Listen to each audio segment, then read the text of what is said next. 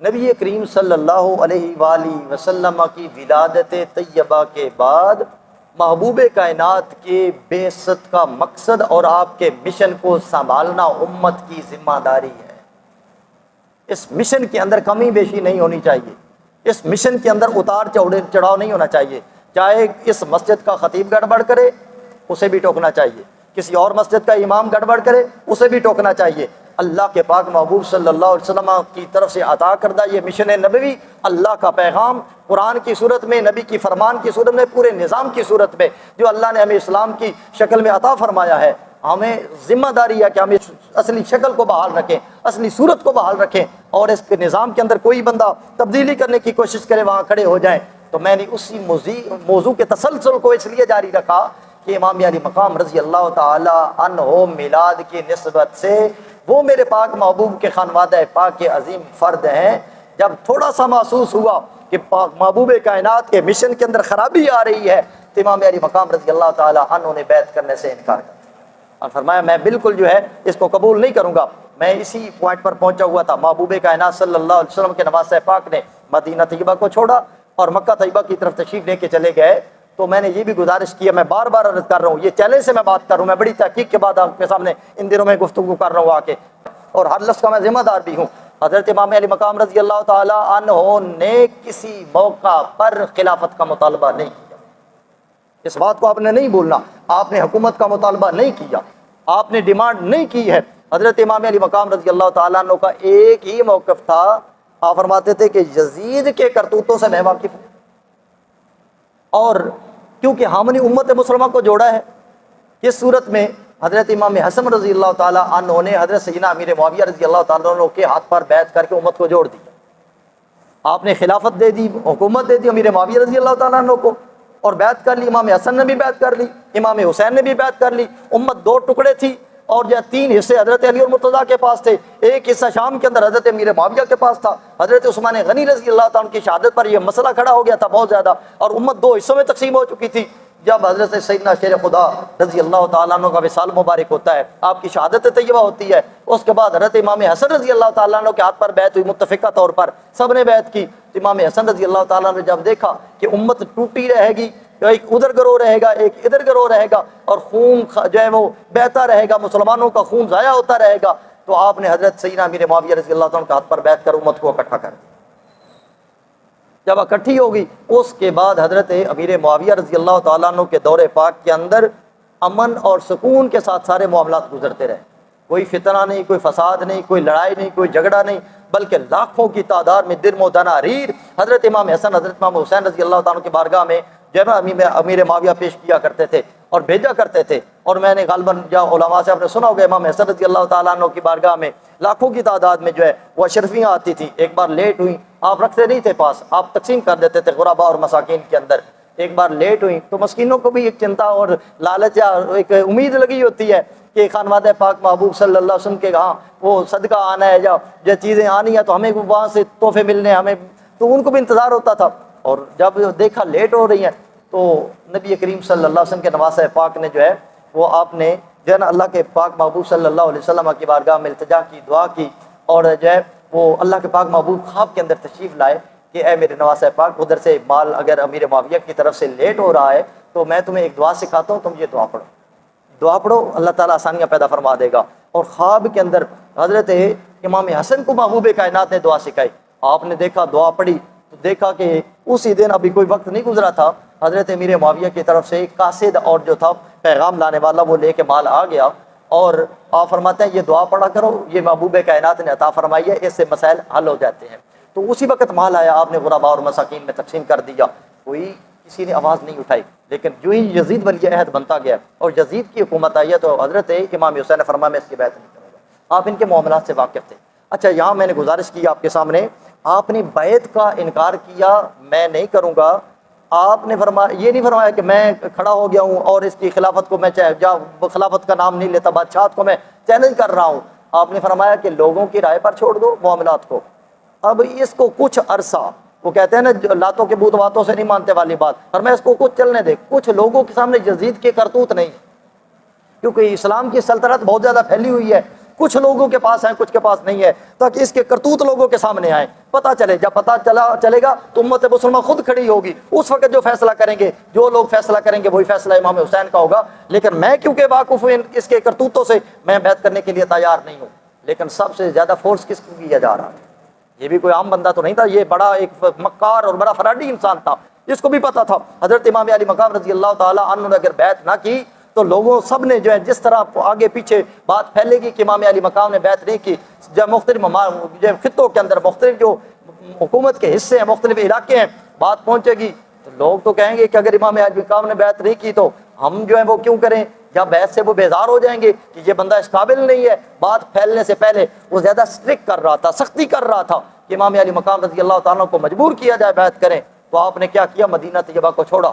مدینہ طیبہ کو چھوڑتے ہوئے میں نے پچھلے جمعے پر بھی اشارہ آپ کو دے دیا تھا کہ آپ نے مدینہ طیبہ چھوڑتے ہوئے کوئی آپ نے یزید کے خلاف کھڑے ہونے کا اعلان نہیں کیا۔ میں چیلنج سے بات کر رہا ہوں، ہسٹری اٹھا لیں، جو مرضی ہے بات کر لیں، آپ نے وہاں سے بات نہیں کی۔ جب نکلنے لگے ہیں تو آپ نے بنو ہاشم کو وہاں سے اکٹھا کیا، جو ہاشمی شہزادگان تھے ان کو اکٹھا کیا ہے۔ آپ نے اپنا مشورہ دیا، آپ نے فرمایا میں یہاں سے جا رہا ہوں مکہ طیبہ۔ وجہ یہ ہے کہ مدینہ طیبہ کے اندر حرم نبوی کے اندر رہتا ہوں تو اس حرم کو وہ مقام حاصل نہیں ہے جو حرم مکہ کو حاصل ہے۔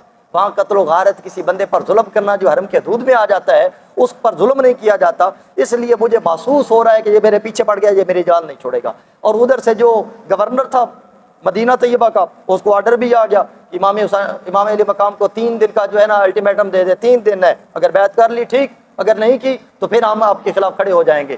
تو انہی 3 دن کے اندر آپ نے فیصلہ کرنا تھا۔ آپ نے بنو ہاشم کو اکٹھا کیا، اکٹھا کرنے کے بعد آپ نے فرمایا میں نے یہ فیصلہ کیا، آپ نے فرمایا میں اپنی 3 ازواج، 5 بیٹے، 1 بیٹی جو چھوٹی تھی، ان کو ساتھ لے کر میں مکہ طیبہ جا رہا ہوں، باقی لوگ ادھر ہی رہیں اور جو ہے میرے ساتھ آنے کی ضرورت نہیں ہے۔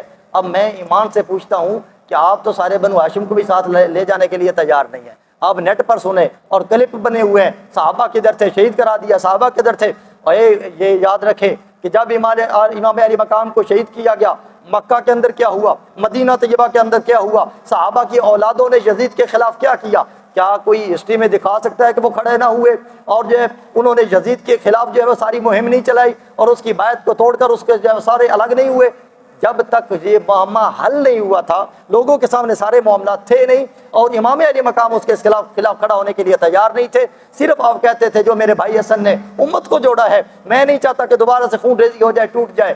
میں صرف اپنے تئیں کہتا ہوں کہ میں بیعت نہیں کروں گا، اس لیے بیعت نہیں کروں گا کہ مجھے پتا ہے، میں اس کی اصلیت سے اور اس کے کرتوتوں سے واقف ہوں کہ اس قابل نہیں ہے کہ اس کی بیعت کی جائے، کیونکہ نظام یہاں سے درم برن ہو جا رہا ہے اور میرے جیسا بندہ بیعت کر لے گا، یہ ثبوت بن جائے گا لوگوں کے پاس کہ امام حسین نے بھی بیعت کر لی تھی، اس لیے میں بیعت کرنے والا نہیں ہوں۔ تو میں اپنی جان کے لیے، اپنی اس فطرے سے بچانے کے لیے میں مدینہ طیبہ سے مکہ طیبہ جا رہا ہوں۔ آپ نے چند بندوں کے ذریعے، چند بندوں کے ساتھ آپ نے بنو ہاشم کے سامنے یہ فیصلہ کیا کہ میں نے رات کے ٹائم میں نکل جانا ہے اور غیر معروف راستوں سے میں نے مکہ طیبہ چلے جانا ہے۔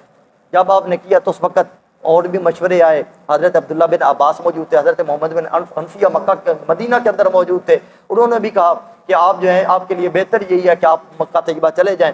تو اس طریقے سے آپ نے کیا کیا، وہاں سے چند افراد کو ساتھ لیا مکہ طیبہ۔ میں نے گزارش کی تھی مکہ طیبہ جب پہنچے تو اس وقت یزید کو پتہ چل گیا یہ تو حرم میں چلا گیا ہے، لیکن اس ظالم نے حرم پاک کے اندر جس کے بارے میں اللہ تبارک و تعالیٰ قرآن پاک میں اعلان فرماتا ہے من دخلہ کان آمنا، جو حرم پاک کے اندر داخل ہو جاتا ہے اس کو امن مل جاتا ہے، وہاں جو ضرر کے علاوہ جاندار یا جانور موجود ہیں ان کو بھی قتل نہیں کیا جاتا۔ حجاج اکرام اور جو عمرہ کرنے والے ہیں وہ بہتر جانتے ہیں کہ کسی پر ظلم نہیں کیا جا سکتا، وہاں کسی پر ہتھیار نہیں اٹھایا جا سکتا۔ اور ہم نے فقہ کی کتابوں کے اندر پڑھا ہوا ہے، ہمارے فقہ کے چاروں ائمہ جو موجود ہیں، امام مالک ہوں، امام شافعی ہوں، امام احمد بن حنبل ہوں، امام ابو حنیفہ رحمۃ اللہ علیہ، یہ سارے امام کیا کہتے ہیں؟ وہ کہتے ہیں اگر وہاں کوئی قتل کرنے والا عادی مجرم بھی حرم پاک کے اندر چلا جاتا ہے، یہ تو عزت کے وقار کے وہ شاہکار ہیں جن کے صدقے اللہ تعالیٰ دنیا کے اندر عزتیں بانٹتا ہے۔ میرے پاک محبوب کا خون پاک ہے اور عزت اور طہارت کے اعلیٰ مینارے ہیں، ان پر تو گشت تنقید اٹھائی بھی نہیں جا سکتی تھی،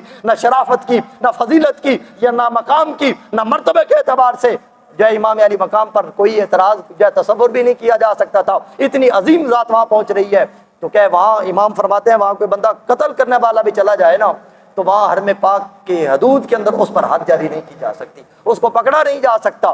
اور پھر ائمہ نے کہا پھر اس کو سزا تو دینی ہے، قتل تو اس نے کیا ہوا ہے نا، پکڑنا تو اس کا کیا کریں؟ تو فقہا نے پھر ایک ہیلا بیان کیا، انہوں نے کہا کہ لوگ جو ہے وہاں اعلان کیا جائے، حرم کے اندر اعلان کرایا جائے کہ اس شکل کا بندہ، اس قد و قامت کا بندہ، اس طریقے کا بندہ یہاں موجود ہے، اس بندے پر ہاتھ جاری ہونے والی ہے، یا یہ بندہ مجرم ہے، اس کے ساتھ بائی کاٹ کر دو۔ وہاں اعلان کیا جائے گا بائی کاٹ کا کہ اس کو کھانا پینا برتن ختم کر دے تاکہ یہ مجبور ہو کر حرم کے حدود سے نکلے، کیونکہ مجرم ہے، حرم کے حدود کے بعد اس کو سزا دی جائے۔ لیکن سارے فقہاء اس پر متفق ہیں کہ حرم کے حدود کے اندر اس عادی مجرم کو بھی سزا نہیں دی جا سکتی۔ تو امام علی مقام رضی اللہ تعالی عنہ نے وہاں سے ہجرت فرمائی، مکہ طیبہ تشریف لے کے آئے، اور بعد میں جو ہے وہ بنو ہاشم کے باقی افراد بھی آ گئے، محمد بن حنفیہ بھی آ گئے۔ تو میں نے گزارش کی تھی، انہوں نے چند بندے اور مختلف فگر آتے ہیں، 6 کا 18 کا 20 کا جو ہے عدد آتا ہے کہ جب یزید کو پتہ چلا، اس نے جب وہ ہتھیار دے کر زہر آلود خنجر دے کر بھیجے بندے کہ جاؤ امام علی مقام کو حرم کا کوئی خیال رکھنے کی ضرورت نہیں ہے۔ اب میں یہاں رک کر اور بات کرنا چاہوں گا، جو یزید کے ترجمان بنے ہوئے ہیں جہاں آج اس دور کے اندر بڑا تکڑا یزیدی ٹولہ موجود ہے۔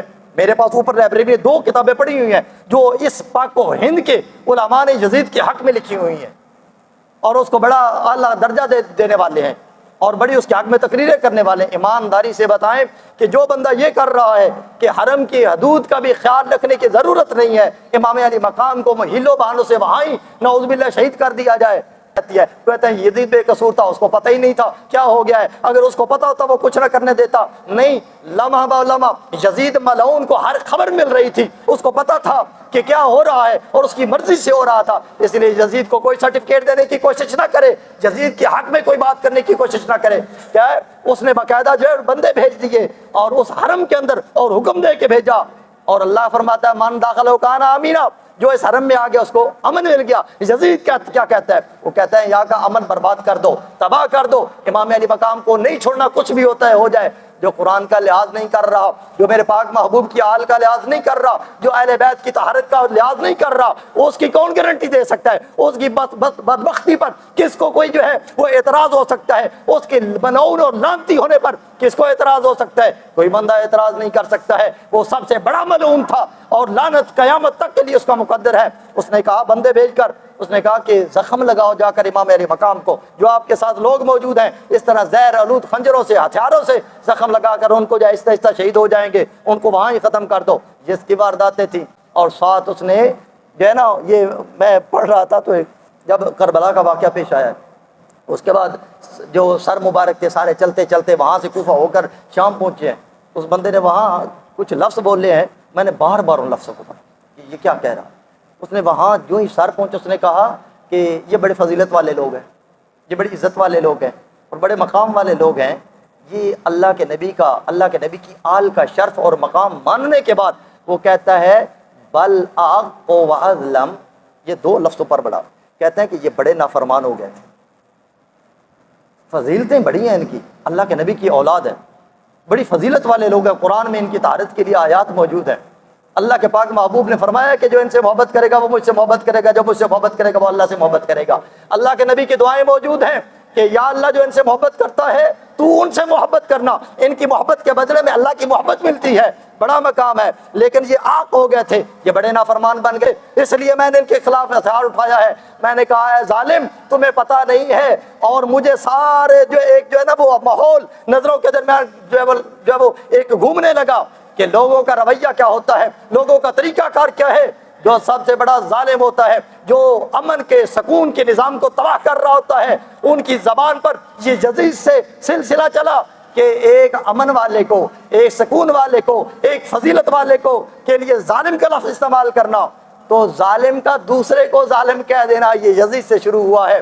ظلم خود کرتے ہیں، امن خود برباد کرتے ہیں، اور قوموں کو تباہ خود کرتے ہیں، قتل و غارت خود کراتے ہیں، اور ظالم اگلے کو کہتے ہیں، اور فتنہ پرور اگلے کو کہتے ہیں، انگلی اگلے پر اٹھاتے ہیں۔ یہ آج کا دور کے نظام نہیں ہے، یہ یزید کے وہ الفاظ، میں ان کو چباتا رہا، ان پر غور کرتا رہا کہ اس نے یہ الفاظ امام علی مقام کے لیے استعمال کیے۔ اس نے کہا یہ نافرمان ہو گئے، امام علی مقام مقام کو اگر کوئی نافرمان کہے گا تو فرما بردار کون ہوگا؟ اللہ کا باغی اگر نبی کا نواسا امام حسین ہے تو فرما بردار کون ہے؟ اگر ظلم کرنے والا ظالم نعوذ باللہ ثم نعوذ باللہ امام علی مقام ہے تو پھر امن والا کون ہے؟ رحمت والا کون ہے؟ جن کے گھر سے رحمت بڑھتی ہے، جس کی رحمت کے نعرے اس مبارک مہینے کے اندر، ربیع الاول کے مہینے کے اندر ہم نے وما ارسلناک الا رحمت للعالمین کی صورت میں لگانے ہیں، ہم نے نعرے لگانے ہیں کہ ہمارا نبی آیا تو رحمتیں بٹی، لوگوں کو بیٹے ملے، بہاریں ملی، اور بنجر اور ظلم آشنا زمین جہاں بیٹیوں کو زندہ درگور کر دیا جاتا تھا، ماں کا مقام حاصل نہیں تھا، بیٹے کو بیٹے کا مقام حاصل نہیں تھا، ایک غلام جو انسان آدم کی اولاد ہے اس کو جانوروں سے بدتر جو ہے سلوک کا شکار کیا جا رہا تھا، تو اس شخصیت اور اس خانوادہ پاک کے فرد کے لیے یہ لفظ یزید کا اور کوئی کام بھی نہ ہو۔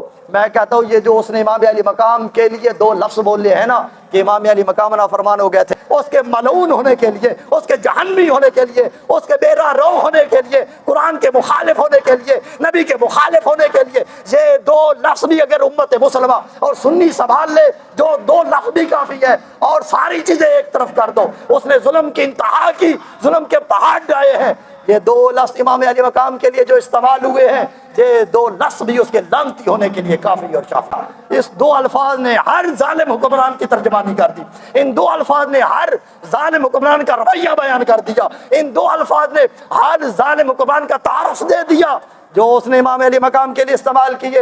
اس وقت امن کا پیغمبر، ان کا بھائی حضرت سیدنا امیر معاویہ کو حکومت دے رہا ہے، چھوٹا بھائی وہ جاننے کے باوجود امام علی مقام پتہ ہے کہ یزید اچھا نہیں ہے، اس کی بیعت نہیں کی جا سکتی، امن کی خاطر کبھی مکہ مدینہ طیبہ سے نکل کے نانا پاک کے روزے کو چھوڑ کر اپنی والدہ طیبہ طاہرہ جناب خاتون جنت کی قبر انور کو چھوڑ کر مدینہ کو چھوڑا، مکہ پہنچے۔ اس سے بڑا امن کا پسند کرنے والا کون ہو سکتا ہے؟ اس سے بڑا امن کا دائی کون ہو سکتا ہے؟ لیکن ظالم وہاں بھی رہنے نہیں دے رہے۔ فرمایا کہ اگر یہاں بھی نہیں رہنے دیتے مجھے پتا ہے مجھے نہیں چھوڑیں گے۔ وہاں سے محمد بن حنفیہ پہلے مدینہ طیبہ میں تھے، اور مدینہ طیبہ سے آپ کو پتا ہے کہ آج بھی گل میرے خیال کوئی 450 کلومیٹر کے راؤنڈ اباؤٹ بنتا ہے فاصلہ مکہ سے مدینہ سے مکہ طیبہ، اور وہاں سے اتنا سفر طے کر کے محمد بن حنفیہ وہاں پہنچے۔ انہوں نے کہا کہ ان کے ارادے ٹھیک نہیں ہے۔ یہ محمد بن حنفیہ آپ کے بھائی کہتے ہیں کہ ان کے ارادے ٹھیک نہیں ہے، انہوں نے حرم میں بھی آپ کو نہیں چھوڑنا۔ میں آپ کو مشورہ دیتا ہوں کہ آپ اس طرح کریں کہ جب حرم نہیں رہا آپ کے لیے، اور کن کے لیے حرم نہیں رہا؟ جو حرم کے مالک ہیں ان کے لیے حرم نہیں رہا، اور جن کی وجہ سے حرم بنا ان کے لیے حرم نہیں رہا۔ فرمایا یہاں سے نکلیں، آپ چلے جائیں کسی اور کی طرف۔ محمد بن حنفیہ نے آپ کو مشورہ دیا آپ سرحدوں سے نکل جائیں، آپ 60 کلومیٹر جدہ کی طرف سفر کر کے کشتی کے اوپر بیٹھ کر افریقہ کے ممالک کی طرف نکل جائیں، جب تک یہ یزید ملعون ہے امن کے ساتھ کسی اور ملک میں رہیں۔ تو حضرت امام علی مقام کے بارے میں سنا، آپ نے فرمایا میرے سے چھوٹے ہو ہے محمد بن حنفیہ، ڈھیر درجے چھوٹے ہو، لیکن میں آپ کا مشورہ مانوں گا، آپ نے جو بات کی آپ نے بات اچھی کی، مجھے سمجھ آ گئی ہے کہ معاملات ٹھیک ہونے والے نہیں ہیں، آپ نے ارادہ فرما لیا کہ میں یہاں سے نکلوں گا۔ آپ کیا آگے پھر حج کا موسم بھی شروع ہونا ہے، سوال شوال ہے، ذکات ہے، ذی الحج ہے، ذی الحج کا مہینہ آنے والا تھا، لوگوں کی آمد رفت شروع ہو گئی ہے مکہ طیبہ کی طرف۔ مکہ طیبہ میں کچھ وفود کوفہ سے آ رہے ہیں، لوگ فزیکلی آئے ہوئے ہیں۔ جب انہوں نے دیکھا نا کہ امام علی مقام نے یزید کی بیعت نہیں کی، اور ان کو علم ہو گیا کہ امام علی مقام یزید کے جو ہے نا وہ سامنے اڑ گئے، اب کہتے ہیں کہ میں بیعت نہیں کروں گا۔ اب کچھ لوگوں نے آنکھوں سے دیکھ لیا، انہوں نے پیچھے کوفہ رپورٹ بھیج دی، کوفے پیغام بھیجا کہ امام علی مقام نے یزید کی بیعت نہیں کی، اب ہمارے پاس موقع ہے کہ ہم بھی امام علی مقام سے بات کرتے ہیں، تم ادھر سے خطوط لکھو، تم خطوط لکھو اور امام علی مقام کو کوفہ بلاؤ، کیونکہ ہم نے سرحدوں کی طرف نکل جانا ہے، کعبہ مکہ کو چھوڑنا ہے۔ آپ اس طرح کرو، ان کو ادھر بناؤ کوفہ کے اندر، ہم وہاں جو یزید کے خلاف مل کر احتجاج کریں گے۔ اب وہاں یہ سارا سلسلہ بنا ہے وہاں۔ اب کیا ہوا، خطوط بھی چلے گئے، وہاں ملاقاتیں بھی ہوئی، اور انہوں نے آفر کی کہ ہم سارے تیار ہیں، اور ہم یزید کے کرتوتوں کو سمجھ چکے ہیں، وہ اس قابل نہیں ہے، ہم ان کے خلاف پورا کوفہ کھڑا ہے، آپ مہربانی فرمائیں آپ سرحدوں کی طرف نہ جائے، آپ کوفہ تشریف لے کے آئے۔ امام علی مقام آگے ساری وہی معاملات۔ امام علی مقام رضی اللہ تعالیٰ عنہ نے حضرت مسلم بن عقیل کو بھیجا، آپ خود نہیں گئے، آپ نے اپنے جو ہے چچا زاد بھائی کو بھیجا، فرمایا کہ جا کر حالات کے معاملات کا جا کر جائزہ لو، دیکھو، اس کے بعد جب میں آؤں گا پھر آپ کچھ عرصہ وہاں رکے رہے کہ معاملات کا پتہ چلے، اور پھر جو ہے وہ ادھر سے خط بھی آ گیا. آپ نے پھر ارادہ فرمایا کہ میں کوفہ کی طرف جو ہے وہ جاؤں گا. تو راستے کے اندر جو ہے وہ خاندان کو لے کر, اچھا وہاں بھی چلتے ہوئے مکہ طیبہ میں بھی آپ نے فرمایا کہ میں اپنے خاندان کے سارے افراد کے ساتھ نہیں جاؤں گا. فرمایا کہ میری 3 ازواج ہے, بیٹی ہے, اور اس کے بعد جو ہے وہ 5 بیٹے ہیں, ان کے ساتھ جاؤں گا اور کوئی ساتھ نہیں جاؤں گا. حضرت عبداللہ بن جو ہے حضرت عباس رضی اللہ تعالیٰ عنہ ام البنین کے بیٹے, حضرت علی المرتضیٰ کے جن کو ہم کہتے ہیں غازی عباس علم بردار, حضرت عباس رضی اللہ تعالیٰ فرمایا ہم 4 بھائی ہیں. ہماری والدہ ام المؤمنین ہمیں وصیت کی ہوئی ہے کہ ایک تو آپ نے کبھی بھی اپنے آپ کو اپنی زبان سے امام علی مقام کو بھائی نہیں کہنا. اگرچہ علی المرتضیٰ کی اولاد ہے, تم کو پتہ ہے وہ سیدہ زہرا کے لخت جگر ہے, زہرا کا مقام اپنا ہے. اگرچہ میں علی المرتضیٰ کی بیوی ہوں, آپ میرے بیٹے ہو, اس نسبت سے جو ہے وہ باپ ایک ہونے کے ناطے بھائی ہو, لیکن ہمیشہ آپ اپنے آپ کو خادم کہنا ہے. حضرت غازی عباس بولے, نے کہا کہ اگر آپ نے جانا تو ہم یہاں ساتھ نہیں رہیں گے, ہم بھی مکہ طیبہ میں نہیں رہیں گے, ہم بھی ساتھ جائیں گے. تو آپ کے 4 بھائی تھے ساتھ, حضرت عبداللہ ہے, حضرت عثمان ہے, حضرت جعفر ہے, حضرت غازی عباس ہیں, 4. انہوں نے کہا ہم بھی ساتھ جائیں گے, اولادیں بھی ساتھ جائیں گی. تو آپ نے فرمایا اس طرح کرو, مجھے فیملی کے ساتھ جانے دو. میں نے ارادہ کیا ہے, اب میرے لیے اتمام حجت یہ ہے کہ انہوں نے مجھے بلایا ہے, خط لکھا ہے, اگر نہیں جاؤں گا تو وہ ساتھ دھمکیاں بھی دے رہے ہیں. آپ نے علماء سے یہ سنا ہوگا, خطوط میں وہ دھمکیاں بھی دیتے تھے. وہ کہتے تھے کہ اگر نہیں آئے تو ہم قیامت کے روز آپ کے نانا کے سامنے شکایت کریں گے کہ ہم نے حسین کو بلایا تھا لیکن وہ نہیں آئے. فرمایا تمام حجت ضروری ہے کیونکہ وہ کھڑے ہو گئے, اس لیے میں وہاں جاؤں گا. پھر کیا ہوا, وہاں مکہ سے نکلے, اور روایات میں آتا ہے 18 بندے نکلے. بات کے اندر آتا ہے کہ کچھ ملا کر جو ہے وہ کچھ 27 کے روڈ بوٹ بندے بن جاتے ہیں. یہ مختلف تاریخ کے اندر جو ہے وہ افراد ملتے ہیں, اور وہاں سے چلے, اور جو رکی یا کوفہ کا راستے کے اندر پھر جو معاملات کربلا کے اندر ہوئے, حضرت امام علی مقام رضی اللہ تعالیٰ عنہ شہید ہوئے. آپ کے سارا خاندان جو ہے ان کو شہید کیا گیا. چند افراد کے علاوہ آپ کے 18 بندے ساتھ گھر کے, اور 19 جو ہے وہ آپ کی ذات پاک, یہ 19 بنو ہاشم کے ہیں. اس کے بعد کلوز رشتہ دار جو ساتھ گئے تھے 72 افراد بنتے ہیں. اور بعض روایات کے مطابق 190 بندہ وہاں شہید ہوا ہے, اور بعض کے مطابق 300 بندہ آپ کی طرف سے شہید ہوا ہے, جو وہاں کربلا کے اندر جو ہے یزید کے مقابلے میں آئے تھے. تو وہاں بھی اب ساری یہ ہسٹری اور واقعہ سنانے کا مقصد کیا ہے کہ یہ میلاد کا مہینہ ہمیں کیا سمجھا رہا ہے؟ صرف نعرے, صرف جھنڈیاں؟ کیا میلاد کا مہینہ یہ نہیں سمجھا رہا کہ لا الہ الا اللہ محمد الرسول اللہ پڑھنے والوں تم نے نظام مصطفیٰ کا دفاع کرنا ہے؟ امام علی مقام کا یہ جو وتیرہ ہے وہ ہمیں یہ نہیں سمجھا رہا کہ ہم نے ہر صورت میں اسلام سے وفادار رہنا ہے؟ جہاں محسوس ہو کہ کوئی اسلام میں کمی بیشی کرتا ہے. اچھا وہاں کمی بیشی کیا ہو رہی تھی؟ وہاں شورا مشاورت سے جو خلافت کا نظام تھا نا, وہ امریت میں بدل رہا تھا کہ ایک باپ بیٹے کو بنائے, بیٹا آگے بنائے, آگے نسلوں کا چل رہا تھا. اور باقاعدہ ہسٹری میں لفظ موجود ہے کہ کیسر و کسرا کا نظام ہم نہیں چلنے دیں گے, کہ نسل در نسل یہ نظام چلے. امام علی مقام کو یہی سب سے زیادہ اختلاف تھا, اور اس کے کرتوتوں کا اختلاف تھا کہ اب نظام نبوی کو بدلا جا رہا ہے, شورائے نظام بدل رہا ہے, محبوب کائنات کا طریقہ بدل رہا ہے, خلفائے راشدین کا طریقہ بدل رہا ہے. محبوب کائنات صلی اللہ علیہ وآلہ وسلم نے جس طرح آپ نے پاک جو ہے وہ خلفاء اور اپنے صحابہ کی تربیت کی ہے, اس کے خلاف سارا نظام جا رہا ہے. امام علی مقام کھڑے ہو گئے, خلافت کا تو ایک ہمیں لفظ نہیں ملتا ہے. فرمایا نظام جب اللہ کے نبی کی دی ہوئی ریل سے اور اس راستے سے بدلے گا تو امام حسین اس کے ساتھ کھڑا نہیں ہوگا. کربلا کے اندر سارے معاملات ہوئے, شہید کیا گیا. اب کوئی کہے کہ عمر بن سعد نے کر دیا, عبید اللہ بن زیاد نے کر دیا, یزید کو پتہ ہی نہیں تھا. یزید تو جب ادھر بیٹھا ہوا تھا, وہاں گئے تو یزید کو پتہ چلا ہو تم نے کیا کر دیا. اچھا سیاسی بات ہو سکتی ہے, سیاست ایسی ہی چلتی ہے نا, سیاسی بات ہو سکتی ہے کہ جب سر امام علی مقام اور آپ کے خانوادہ پاک اور رفاع کار کے جو اجسام مبارک ہیں, جیسے سر اقدس ہے, وہاں پہنچے تو اس نے سیاسی کو بیان جڑ دیا ہو اور کہا کو میں نے تو ایسا نہیں کہا تھا, تم نے کیا کر دیا ہے. لیکن میں نے آپ کو کرتوت سنا دیے ہیں کہ قرآن کے خلاف, اور سنے تو اور سنا دیتا ہوں. حضرت جو ہے نا جب فتح مکہ ہوا ہے, میرے آقا صلی اللہ علیہ وآلہ وسلم نے فتح مکہ فرمایا, تو یہ علماء سے آپ نے سنا ہوا ہے چابی کس کے پاس تھی؟ خانہ کعبہ کی. نہیں نام تو نام یاد کر لیں, عثمان بن ابو طلحہ. عثمان بن ابو طلحہ کا پاس تھی, اور یہ زمانہ کفر سے آ رہی تھی. یہ چابی لے کے محبوب کائنات صلی اللہ علیہ وسلم کی بارگاہ میں آ گئے. اسلام قبول نہیں کیا, بعد میں کیا تھا. کہ جب چابی پیش کی, کہتے ہیں کہ نظام آپ کا آ گیا, فتح آپ کی ہے, آپ قبضہ آپ کا ہے, یہ چابی لے لے, ہمارا تو معاملہ ختم ہو گیا.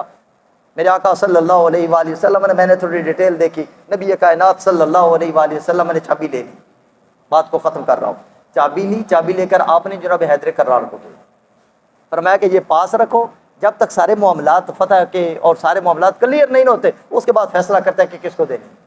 اب سارے معاملات ہوئے، لوگ نے اسلام بھی قبول کیا، امن بھی برپا ہوا. میرے پاک محبوب نے اعلان بھی کر دیا لا تثریب علیکم اليوم، کہ تمہارے اوپر آج جو ہے کوئی جو ہے وہ باز پرس نہیں ہوگی، کوئی کسی کو سزا نہیں دی جائے گی، کوئی کسی پر ظلم نہیں ہوگا. میرے پاک محبوب نے جو اعلان کیا، اعلان کے بعد میرے آقا صلی اللہ علیہ وآلہ وسلم نے اللہ کی قرآن کی آیت کی روشنی میں وہ کیا ہے، اور اس آیت کو پڑھا کریں.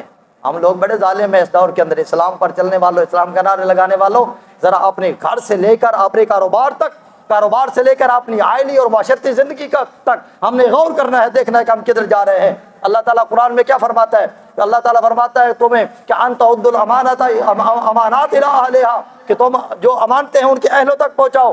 اس آیت کا ذرا شان نزول دیکھنا ہے کہ کب نازل ہوئی. اللہ تبارک و تعالیٰ نے قرآنی آیت کو نازل کر دیا، فرمایا میرے پاک فتح مکہ ہو چکا. اب اللہ کو فرماتا ہے جو جو امانتیں جس کے ان کے حوالے کر دی جائیں. اللہ کے پاک محبوب نے حیدر کرار کو بلایا، فرمایا علی چابی لے کے آؤ. عثمان بن نبی طلحہ کو بلایا اور فرمایا کہ عثمان بن نبی طلحہ، تمہیں پتا تھا نا اس وقت جب جو ہمایت چابی نہیں دی تھی تو میں نے کہا تھا کہ چابی میرے پاس ہوگی. اب دیکھو چابی میرے پاس آ گئی ہے، میں نے لے لی ہے. فرمایا لیکن میں آج یہ چابی جو ہے تمہارے حوالے کرتا ہوں، اور قیامت تک کے لیے یہ چابی تمہارے حوالے رہے گی، تمہاری نسلوں کے پاس رہے گی. حضرت ابوبکر صدیق کا دور گزرا، چابی عثمان بن نبی طلحہ کے پاس. عمر بن خطاب کا دور حکومت گزرا، دور خلافت گزرا، چابی حضرت جو ہے نا عثمان بن نبی طلحہ کے پاس. حضرت عثمان غنی کا دور حکومت گزرا اور چابی عثمان بن نبی طلحہ کے پاس. حضرت علی المرتضیٰ کا دور خلافت گزرا، چابی حضرت عثمان بن نبی طلحہ کے پاس. حضرت امام حسن کے 6 مہینے گزرے، چابی حضرت عثمان بن نبی طلحہ کے پاس. حضرت امیر معاویہ کا رضی اللہ تعالیٰ کا دور گزرا، چابی حضرت عثمان بن نبی طلحہ کے پاس. اب یزید کا دور آیا، اس نے کہا کہ وہ اس بندے سے چابی لے لو. ادھر نبی کا فرمان دیکھو، محبوب کائنات نے فرمایا عثمان بن نبی طلحہ قیامت تک کے لیے یہ چابی تمہارے پاس رہے گی. اور یزید آ کر کیا کرتوت کر رہا ہے اور مزید سن رہا ہے. تو محبوب کائنات صلی اللہ علیہ وسلم نے ارشاد فرمایا، آپ نے فرمایا کہ یہ چابی لا یاخذھا منکم الا ظالم، فرمایا کہ یہ چابی تمہارے پاس رہے گی. میں محبوب کائنات کے علم پاک پر قربان جاؤں، آپ کی زبان پاک سے نکلنے والے مقدس اور مبارک الفاظ پر قربان جاؤں، اور اس لمحے اس وقت چابی دیتے ہوئے آپ نے جو ارشاد فرما دیا، اس علم کی عظمت پر قربان جاؤں، کیونکہ یہ وقت آنے والا تھا، ایک ملعون نے آنا تھا. فرمایا کہ اے عثمان بن نبی طلحہ یہ چابی تمہارے پاس رہے گی، یہ چابی تم سے کوئی نہیں لے گا لیکن ایک ظالم بندہ لے گا. یزید نے آ کر چابی لے لی. اب اچھا یہ حدیث متفق علیہ بھی ہے، مختلف کتب حدیث کے اندر ہے اور کثرت کے ساتھ موجود ہے. اب اس حدیث کی روشنی میں ذرا دیکھیں کہ چابی کس نے لی ہے، بات سمجھنے والی ہے نا. اب اتنے کرتوت میں نے پڑھے ہیں، اتنے کرتوت اس ملعون کے میں نے پڑھے ہیں لگاتار. میں نے کہا اس دفعہ ذرا محرم پاک کو ذرا ڈیپلی تھوڑا دیکھیں کہ معاملات کیا چل رہے ہیں. تو میں نے باریکی سے دیکھا، اس سے بڑا فراڈی اور اس سے بڑا شریر انسان دنیا میں شاید پیدا نہ ہو جس نے ہیلو بہانے سے امام علی مقام اور میرے پاک محبوب کے خانوادہ پاک کے خون بہانے کے لیے سازشیں کی ہے. یہ باتیں انشاءاللہ تعالی میلاد بھی ساتھ چلے گا، یہ موضوع بھی ساتھ چلتا رہے گا. اللہ کی بارگاہ میں التجا کرتا ہوں مالک ہمیں قرآن سمجھنے کی اور اپنے پاک محبوب کی آل سے محبت کرنے کی توفیق عطا فرمائے.